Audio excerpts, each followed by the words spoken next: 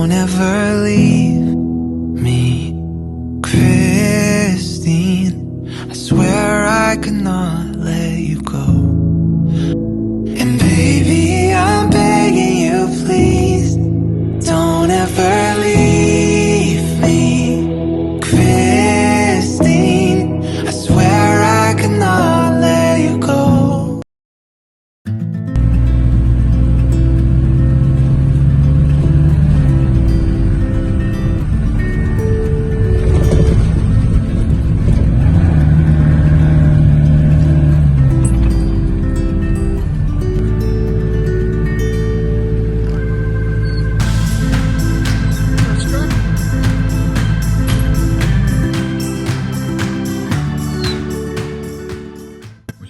Warm welcome to country. How are we all doing? Just going to talk a little bit about it's that time of year, isn't it? Winter. I've already done one winter, as you know, guys. I want to talk about keeping warm. Skye, guys. Okay, Bulgarian nutter. I just want to talk about the way I keep warm anyway in winter. This is my coming into my second winter now. I'm still in the Norfolk area, waiting for a parcel for part of my sea. Do my east coast up to Galloway, Dumfries and Galloway, where I'm hoping to spend Christmas. You good girl, Skye. I'm hoping to spend Christmas up there. She's a monkey. She wants to get out. Look at her glossy coat.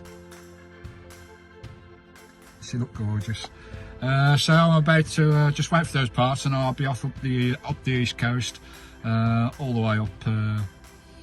And then cutting across towards Galloway and Dumfries, and hopefully get there for Christmas Day, New Year, all around that area, around the lakes and the lowlands of Scotland. So preparing for winter, that's what this video is all about. The way I do it anyway, guys, this is the way I keep warm.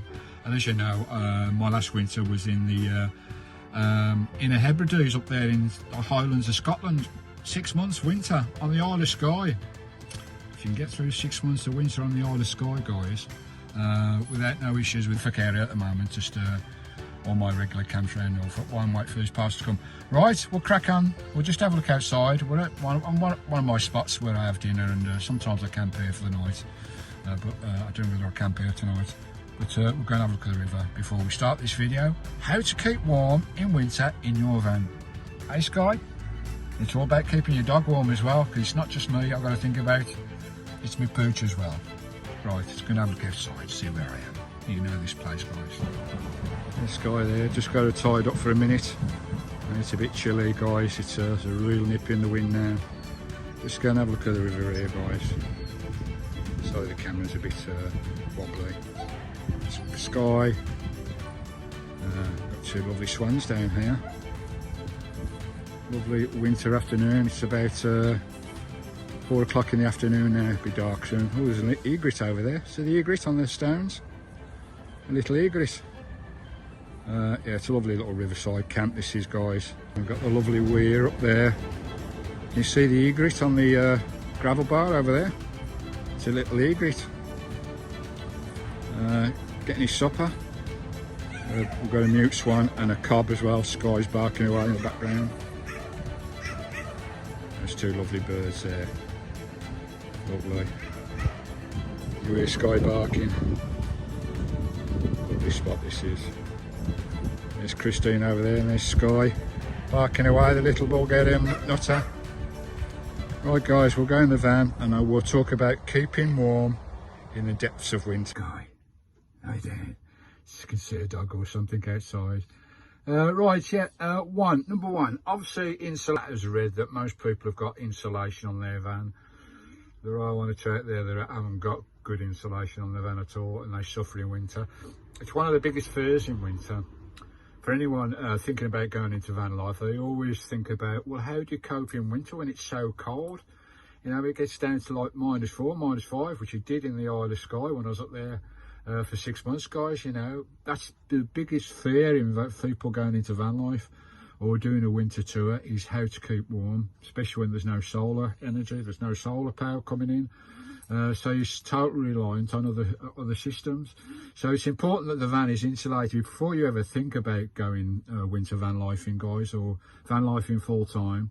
you need to have good insulation on the van. Now this is an old Talbot Express, it's a Pilo habitation unit, and the insulation on this van is excellent, guys. It really is excellent. I think the walls are about 2 inches thick on this van. Plus all the windows have got fly screens and blackout curtains. They're also insulated curtains as well, guys. You can see the one is down over there, over the one of my cupboards over there. So the unit's down there. So obviously the night time, you close all day, get all those closed, keep it nice and warm. And lovely job. The other biggest game changer in a van is the habitation unit to the cab unit. You get a lot of coal coming in from your cab unit, so you need to block that off some way.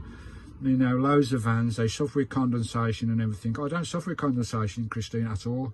Quite lucky with that. I do not suffer with condensation, so I don't need these window vacs and all these screens up against my windows. I don't need none of that in Christine, which I'm quite lucky with it. The way I've done the van, I don't know, but a lot of people have screens, insulation screens, blackout screens they put up at their windows every night, but I don't need that on my cab unit. Even though the cab unit does get very cold, and the game change for me, for my habitation unit within the within my RV, is the curtains, guys.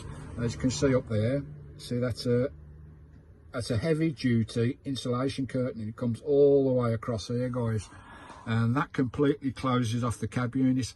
So all I do overnight is pull that curtain across, all nice and snug and cozy as well. It's all blacked out. There's no heat loss from my hab to the cab. There's no coal coming in from the cab to the hab because of that heat curtain. It's got to be a heavy duty curtain, guys, and that's brilliant. That's a game changer. You must have a heat curtain between the cab and your habitation unit, and that solves the heat loss coming from vents everywhere as well. In the van, should I need venting, you need to be very careful when you're using any heaters at all, guys. You know, it's just common sense. You need ventilation, carbon monoxide detectors, you need fire extinguishers, you need heat blankets, which I've got heat resistant blankets that you can smother flames with should anything go wrong. Obviously never leave your van unattended with any flames running at all, guys, or your heaters as well. I mean, you can for a little while with your heaters. So that's the insulation of the van. Once you've got that sorted, you're more or less halfway there, but it's still, no matter how insulated your van is, it's a tin box at the end of the day, in the middle of a field or in the middle of the wilds. -2, -3, it's going to get cold inside the van. I have no doubt about that, guys. It's going to get very cold. And you need to get used to that, guys. So, you know, I think the step 2 on this, it's stage 2 with me, is clothing. You know, there's no such thing as cold weather. It's bad clothing, guys. You know, I do a lot of adventures in the winter time. I love getting out and doing adventures, climbing, walking, camping, even swimming. All that I do in the winter time, guys. It's all down to clothes. You've got to have the right clothes. And sometimes, even in the night time, when you're watching TV or you're playing games or you're doing your uploads and watching YouTube, whatever, because you've got to save energy, you cannot always have your heater on all the time. It's just not economical, unless you're well off, like. It's just not economical to have the heater running all the time. So get yourself wrapped up, get a nice hat, all heat losses from your head, guys. Nice thermal socks as well. This is to wear inside the van as well as outside the van. And get some nice thermal clothing. I've got a thermal vest here. I've got thermal long johns, which come out every winter, and they're on. I've got these on all the time through the winter. So thermal long johns, thermal vest, and obviously nice woolly jumpers and cardigans and all sorts. Get a nice scarf around your neck as well. Gloves as well, guys. Get some nice insulated gloves as well. And wear those inside the van. You don't have to put the heating on as much then. You're nice and cozy and tucked up. Get a nice blanket as well. Get a nice, you know, woolly blanket you can throw over yourself, you can throw over yourself while you're doing your work as well. And you can keep warm that way. So clothing, very important to have the right clothing, and even for your dog and for Skye, because obviously for night time, I can't have my heater running all through the night. Oh, there's a swan just flew up the river. I wish I'd got that on camera. They're having a fight now. So even at night time, I can't have the heater. You can't have the heater running all night long. I mean, some people can because they can afford to do that, but I can't afford that. Not on a pension, guys. So I have to be economical in the way I spend my money and the way I heat the van. So keep yourself warm with clothing, keep your dog warm as well, because obviously your dog's going to get cold. Skye does shiver a little bit when it gets a bit colder at night time. So I've got, you know, she's got her own thermal, she's got a coat made out of this that I put over her, just wrap round her. It fits like a coat on her, so she's nice and cosy at night time. But 99% of the time she's in bed with me anyway, on top of my bed, and she keeps nice and warm up there. So look after your pets as well. It's not all about you in the van, guys, when you've got animals. It really isn't. You've got to look after them. So lovely jubbly, and that's clothing. So get plenty of thermal clothes, nice hat, gloves, thermal socks, thermal long johns, thermal shirt. Then you can wear your winter clothes above all that, guys, and you'll be nice and toasty. So lovely jubbly. Right, that's clothing. Right, next one, heating. Stage 3, heating. Now there's various heatings in my van. I've got a heater system inside the van, which I very rarely use. That heats my water and gets my heater system running in the van. I very rarely use that. I have a stripped down kettle wash most every day, and about once a month I might have a hot shower, because I've got a shower inside Christine. So I turn my heating system on, but I rarely use that. No, I only have a shower once a month as a luxury, but every day it's a stripped down wash. You know the drill, guys, in van life. A nice warm kettle, stripped down wash, lovely jubbly. So there is the standard heating inside any van, but I say I rarely use that. The best and best investment I ever got was a Chinese diesel heater. Now I've got that fitted under my seat here inside the van. That is excellent, guys. As long as they're fitted correctly, they are a brilliant piece of kit. I've had this running for 2 years. I've already done a winter, 18 months in the van, and it has not missed a beat at all. Brilliant. More or less instant. Well, it takes about 10 minutes to get up to temperature, and once the van's warm, then it idles down. It's all the wattage slows down driving into it, so it's nice and idle.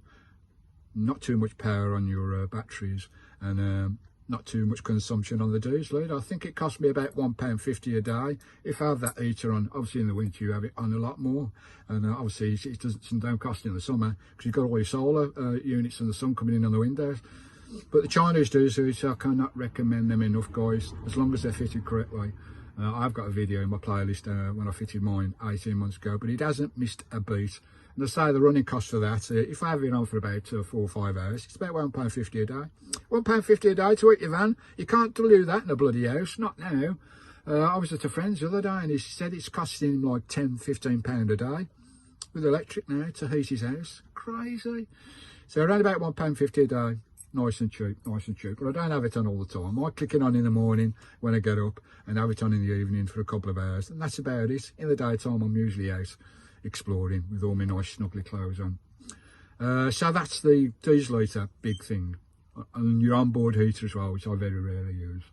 Now there's a couple of other heating systems as well, because I've got belt and braces. I always like to have backups in my van, guys. I've got my buddy heater. Just show you guys. These guys. These buddy heaters with the canister, these guys with the canisters inside there, these guys are absolutely excellent piece of kit. It's instant heat, it warms up the van a treat. You can do your toast or your crumpets on there as well. Just hook it on the front on with a fork, like you did in the old days on the old open fires, or your bar heaters that we used to have in the old days. Cook your toast and your bread and dripping, oh, buttered scones and buttered crumpets, beautiful. So you can do cooking on there as well, which is lovely. Those cans inside there, guys, they're about £1–1.50 each, and you get about 5 hours use out of it, I think, on low power. But those, instead of clicking on my diesel heater in the morning, I'll come in, I'll just bang that on, put it on for a few minutes. The chiller's gone out the van, and it's nice and cosy when I wake up, lovely. But as I say, with all these type of devices, guys, you've got to have ventilation, you've got to have carbon monoxide detectors, a fire blanket, all that. Never use these and leave them unattended. Go away from your van, guys. But those are brilliant. I think that was 25 quid, and I got 6 cans with it. Excellent piece of kit for instant heat, for an instant warm up. If you're just feeling a little bit chilly, just turn this on, put it on nice and low. It'll bring up the temperature of your van by 5–6 degrees, which is just enough to take the chill off. Absolutely brilliant piece of kit. Love them to pieces. One of the best investments I got, that was, guys. But as I say, you've got to have keep safety in mind all the time when you're using any open flames. Obviously you can put your engine on as well, run your engine for 10 minutes, but obviously that's using your diesel up as well. You know, should anything fail, should your diesel heater fail. I'm always thinking about worst scenario situations, especially if I'm in the wilds of Scotland like I was for 6 months, guys. I'm always thinking, well, what if that stops working, or that stops working? I'm all about belt and braces. As you know, I've got 3 power systems in this van for the solar. So I'm always thinking about the worst things that could happen, guys. You know, it's Murphy's Law, and if it's going to happen, it's going to happen. Obviously, you've got your cooker as well. You can put your oven on as well. But again, all that's using energy. Another really economical way to take the chill off your van, which is another excellent piece of kit, guys. Have you seen one of these before? Now, a lot of people poo-poo these gas cylinders and, you know, these Cali units and saying, well, you can't use those indoors. No, bloody hell. There's millions of van lifers out there who've got the cookers, you know, on top of the stove, you know, the tin cookers with the canisters. They all use them fine. Just be sensible. Ventilation. Have a backup just in case things go wrong, like your carbon monoxide and a fire blanket and a extinguisher and all that, guys. Keep ventilated. Never leave open flames. I keep saying that. Never leave an open flame in your van. But these things are excellent. They're called Stovetop heaters. I think they're about 12 quid, something like that. And all you do with those, guys, just turn your cooker on, one of your rings on your gas cooker, nice and low, and just pop that over the top of the flame. It's got locking devices on there that locks onto the top of the stove, guys. Your stove there, okay, and you put your flame, obviously turn your flame on, and you just pop that on top, guys. Put it into a location where it'll sit. There we go. Get it into a location where it sits, and that will warm up, and the amount of radiant heat that pumps out on low gas is absolutely unbelievable. Again, that will take the chill off your van. Okay, you got an open flame. Okay, this gets very hot. There's a pair of tongs you use with this to take it on and off and let it cool down, guys. So you got to be careful. You know, you can't be stupid and everything. You got to take all this with a pinch of salt, guys, and be really, really careful. These are amazing. Not only can you use it on your cooker, you can have a little jet burner that you use for your camping and everything. Pop it on one of those as well. And also, while it's on top of the cooker or while it's on top of your jet burner or whatever, you can put your kettle on top, as long as it's nice and stable. All those locking pins lock into the top of the cooker or your jet burner or whatever. As long as it's nice and stable, you can boil a cup of tea on there while it's warm in the van as well. And there's so many ways you can use it. You can use it with candles. You can put candles under it, you know, 2 or 3 candles underneath there, and it will pump out the heat. These are amazing. They're really amazing. When you first buy them, guys, burn them off outside. The first burn, do it outside, because obviously there's oils or whatever from manufacturing side there. So they do whiff a little bit when you first burn them off. But once you burn them off once, that's fine. You can use them inside the van. Again, open flames. Be careful. And another thing I use with this one, ever used a Tangier? It's a alcohol burner that I used to use for wild camping, when I was out in the wilds and my bushcrafting and all my prepping stuff. That's a Tangier there, guys. You just fill it with white spirits. Again, a nice cheap way to get a bit of heat, guys, and also to cook. This will boil the kettle as well. That's all this is there, guys. It's a little unit there, and inside there you put your white spirits. That's a flame adjuster there, so you adjust that lid to how long you want the flame. And again, you turn that on. Just put it on my knee there for a minute. You turn that on. Obviously you need to put this inside a saucepan or on top of a steel plate or on top of your stove, somewhere where it's not going to, the radiant heat's not going to affect anything. You put that on there like that, guys, on your stove. You light your spirits and you pop the stove top on top. Now the heat that gets off to the top there, it's just enough to boil the kettle. There's no radiant heat coming from the side when this is on, guys. But once this unit is on it, the amount of heat that comes off there is bonkers. Bonkers for a tiny little flame coming out of that Tangier. And you know, if I fill that with spirits, guys, that'll last about an hour or so, nice and low, and you get a nice taking the chill off the van again. First in the morning, just pop this on. I'll do this on top of my cooker, so it's all nice and safe, guys, and nice and stable.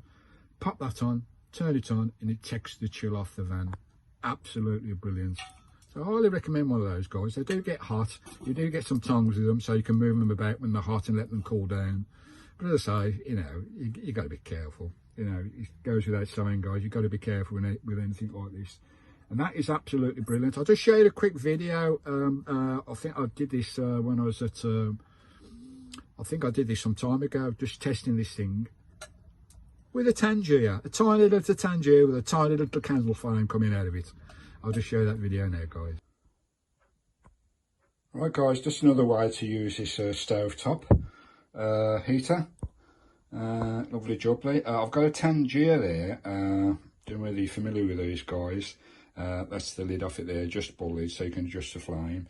You just fill these with spirits, guys, and they're a nice little burner. You can even boil water. I use it for my bushcrafting days, my camping days and everything. Make sure you've got a nice safety stainless steel or a tin or in a saucepan or whatever. Put it inside there to stop any issues with heat distribution to the bottom. You don't want to burn nothing underneath. And we'll just like this, guys, just bear with me. It's hard holding the camera and doing this at the same time. Just like the Tangier. It's just got spirits inside there, nice and cheap. Just like that, lovely jubbly. We'll pop on the lid. There we go. That lid is adjustable, so you can adjust the flame there. And we'll just pop the stove top on top. Lovely jubbly. Just pop that on top of there.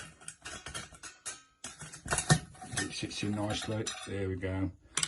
You can see the flame inside there. Right, we'll leave that for a few minutes and we'll come back in a moment, guys. And it's quite cold in here at the moment. And we'll see how warm this gets. Lovely jubbly. Right, guys, we're back again at about 10 minutes. And you can see the radiant heat there. Look at the heat coming from that tiny little Tangier. And the heat from the side of this, guys, is unbelievable. The warmth there. I mean, it's not going to heat a massive van, but it's going to just take that temperature up 3 or 4 degrees, just enough to take the chill out of the air. And the heat coming off, I can feel the heat on my face, and I'm a good foot away from this tiny little unit, and I can feel the heat. It is crazy. The heat coming from that tiny Tangier, you would not believe it. And it's glowing inside there, lovely jubbly. That's amazing. You can still probably pop a kettle on top of there, guys. It's going to take a bit longer to warm up, but you're having heat and you're boiling water at the same time. As I say, make sure it's a solid foundation you're on. It's flames you're dealing with, guys, so you've got to take all the precautions with all the monoxide detectors and, you know, your heat blankets at the ready. Never leave flames unattended in your van. But just to take the chill off the van, that is so impressive. As I say, I can feel the heat on my hands while I'm holding the camera, on my face as well. The room is starting to warm up, taking that chill out of the air. I can't believe the heat is coming from that tiny little unit. Right, we'll just take the stove top off the Tangier, guys. You've got these clips here, so you must let this cool down, guys, because it gets absolutely red hot. That's why you've got these kind of grips here. Just pop them in the top there. We'll just lift off the top, just to show you.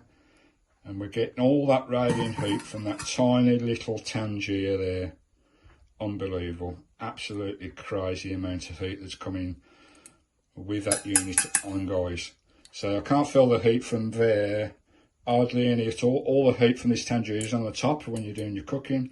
But as soon as you put the stove top on top of there,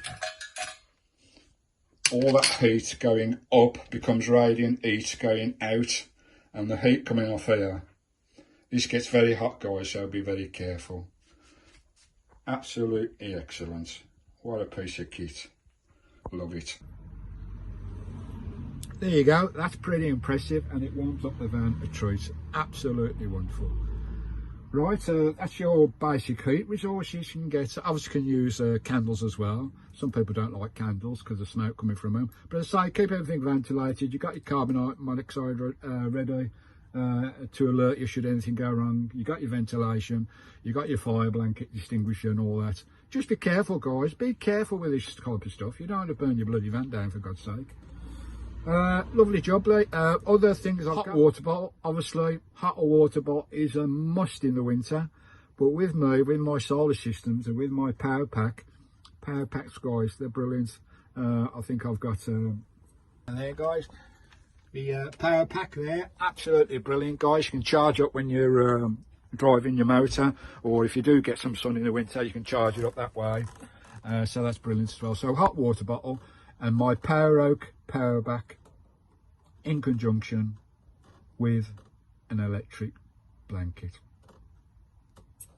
I'll power that up for an hour or so in the day, my poweroak, which will power my telly and everything in the van, because I've got no solar in the winter. You've got no solar energy in the winter. You might have enough to charge your laptops and your iPhones, but that's about it. So the energy that I get into that from driving into the poweroak will drive everything for the night in the van. Lovely jubbly. And it will drive my electric blanket. I'll put my electric blanket on for an hour before I go to bed. Oh my God, oh, I do love my electric blanket. Some people say, oh, you're a bit spoiled. But no, electric blanket, low powered, low wattage electric blanket.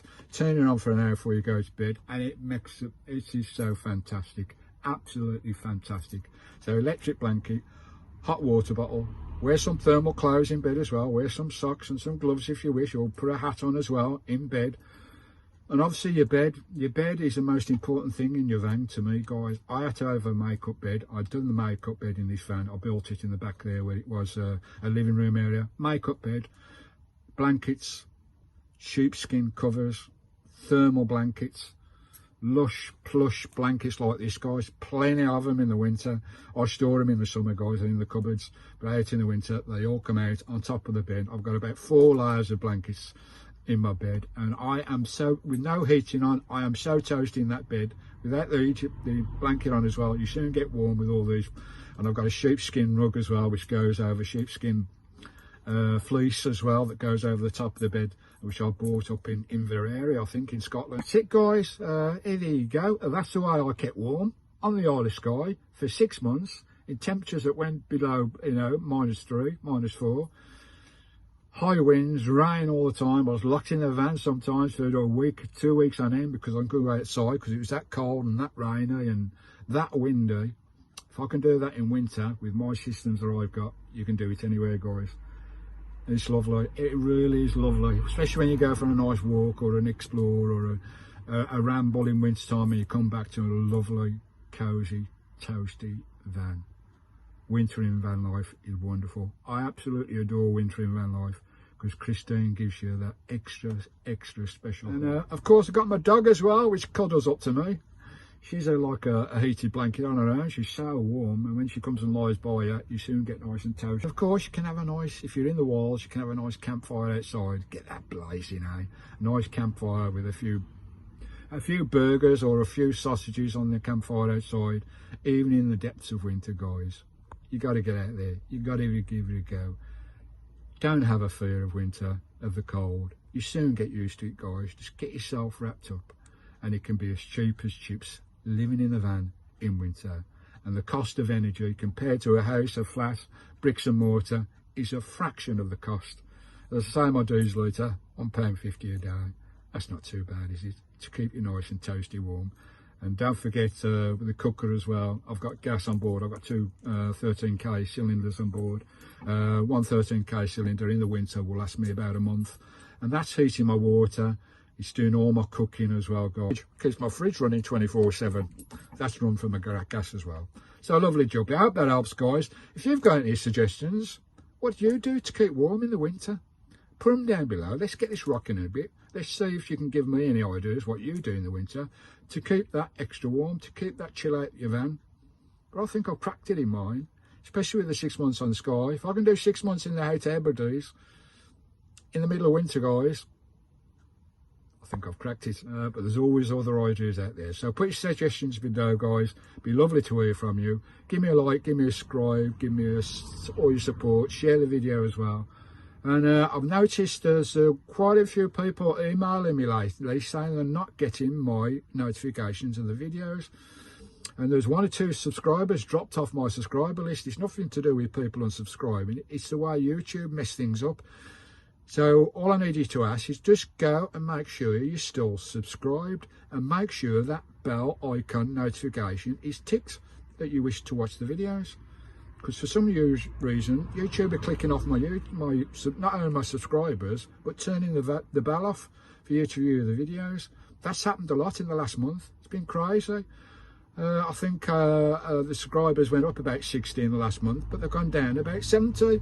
What's that all about? That's bunkers. Nobody's unsubscribing. It's YouTube arsing about. Does my bloody head in. So check you're still subscribed and check you've clicked the bell on the notifications. There you go, guys. As I say, give me your comments down below. How do you keep warm in the depths of winter? And have you been in the Hebrides in the depths of winter for months on end, or anywhere else in the world? Comments down below, guys. Thanks very much. And there's Skye over there. Right, we've been going on a little bit here, guys, and I'll catch you later on. Where are we? Oh, 25 minutes. Blimey, O'Reilly, Stephen. Till later, guys. Hope that helps you in any way. And I'll catch you later. Don't forget, share, like, subscribe, comment down below. Cheers, guys. Right, Skye, you go for a walk.